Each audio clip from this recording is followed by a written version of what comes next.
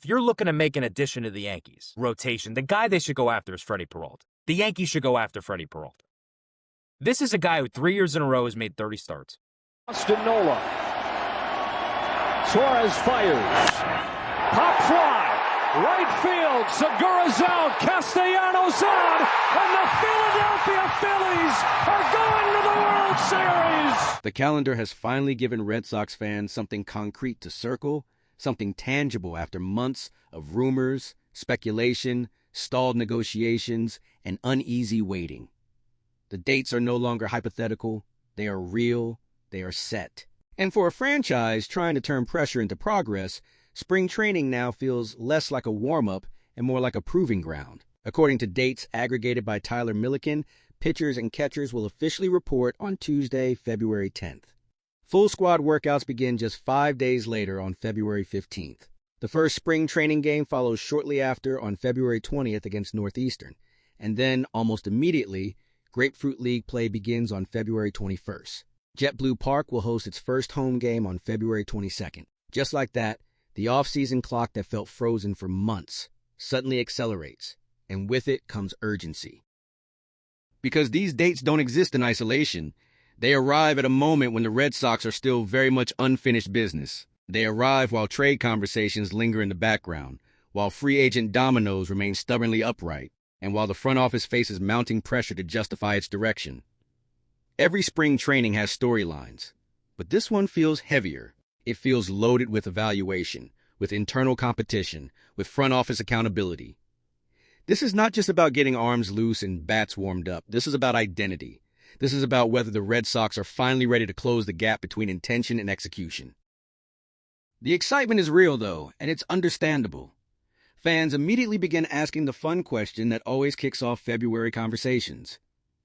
Who are you most excited to see in spring training? For many, the answers come easily. The top prospects, the familiar names, the young players who represent hope.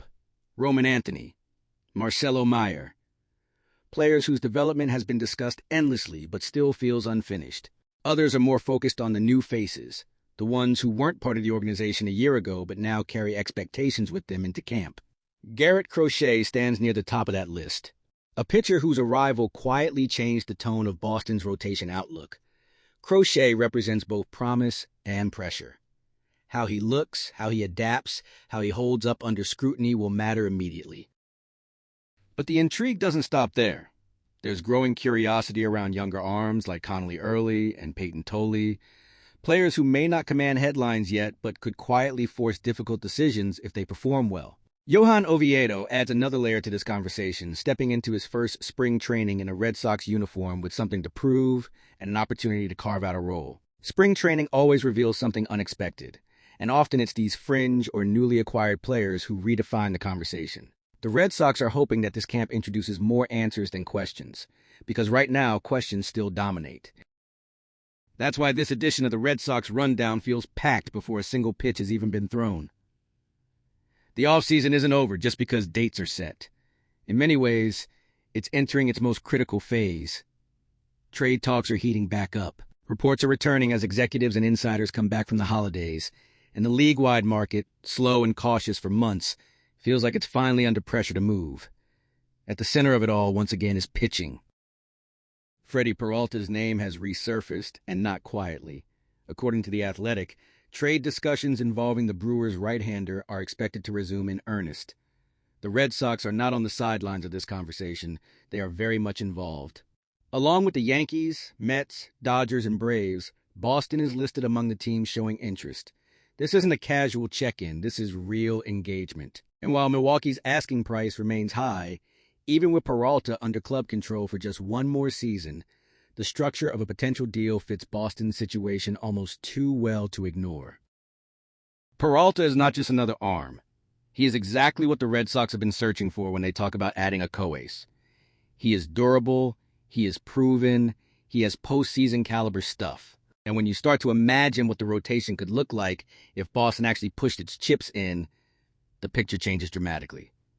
Garrett Crochet at the top, Freddy Peralta right behind him, Sonny Gray providing veteran stability, Bran Bello either anchoring the middle or serving as a valuable trade piece.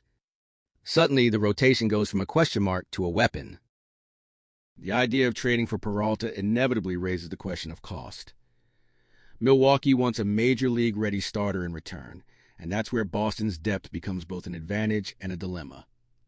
Connolly Early, Peyton Tolley, Brian Bello. These are not throw-ins, these are real assets. But the Red Sox have spent years accumulating this kind of depth for a moment exactly like this.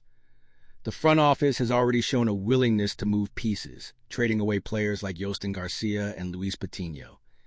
Yet many of Boston's highest value trade chips remain untouched. Jarren Duran continues to surface in rumors.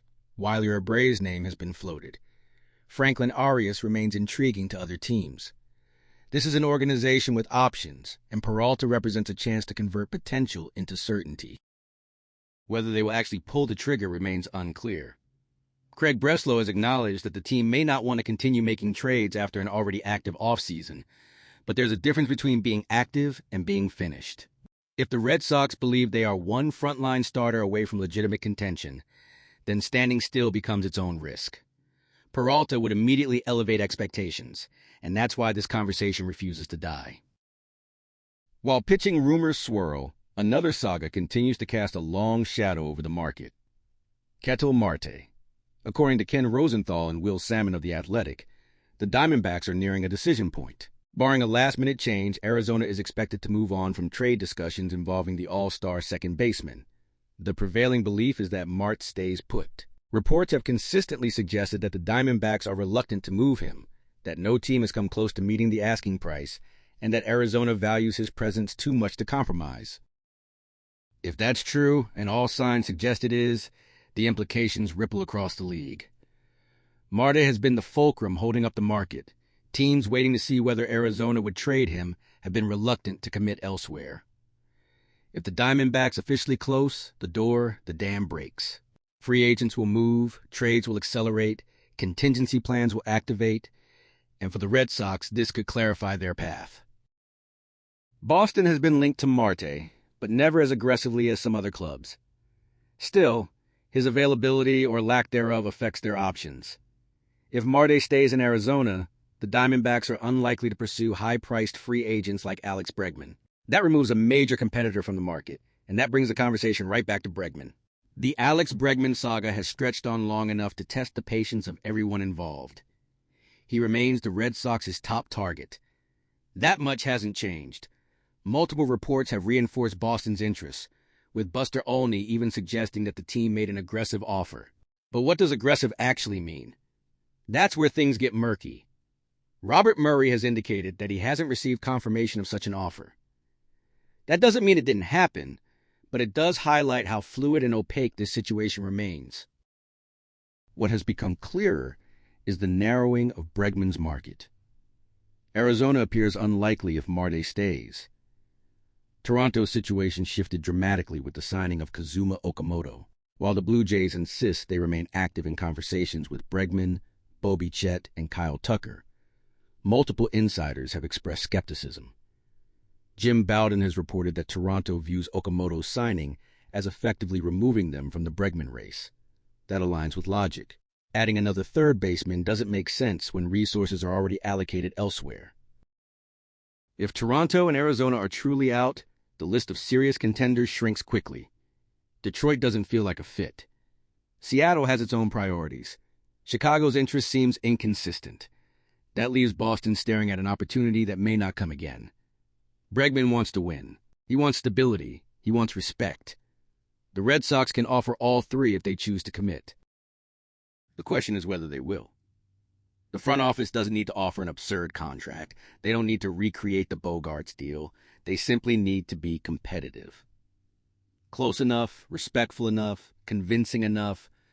Bregman would change the lineup immediately. He would provide leadership, postseason experience, and an offensive anchor that Boston has lacked. And with spring training looming, the clock is ticking. All of this makes the upcoming camp feel unusually consequential. Every player arrival will be scrutinized. Every absence will be noted. Every front office decision will be interpreted as a signal. Spring training isn't just about preparation this year. It's about accountability. It's about whether the Red Sox are ready to act decisively when opportunity presents itself. So as pitchers and catchers prepare to report on February 10th, as the full squad assembles days later, and as games finally return to JetBlue Park, the excitement is layered with expectation. Fans will watch not just to see who looks sharp, but to see what it all means. Who is part of the future? Who is expendable? Who is ready? And who is still missing? The Red Sox are closer to answers than they've been all offseason. But they're also closer to judgment. Spring training doesn't forgive hesitation. It exposes it. And for a franchise determined to reassert itself, the next few weeks may define not just the season, but the direction of the entire organization. Now it's your turn. Who are you most excited to see in spring training? Which move do you want Boston to make before opening day? Would you trade for Freddy Peralta? Would you sign Alex Bregman? Drop your thoughts in the comments. Make sure to like the video, subscribe for daily Red Sox coverage, and turn on notifications so you don't miss a single update. When the Red Sox make a move, we'll be here. And until next time, go Sox!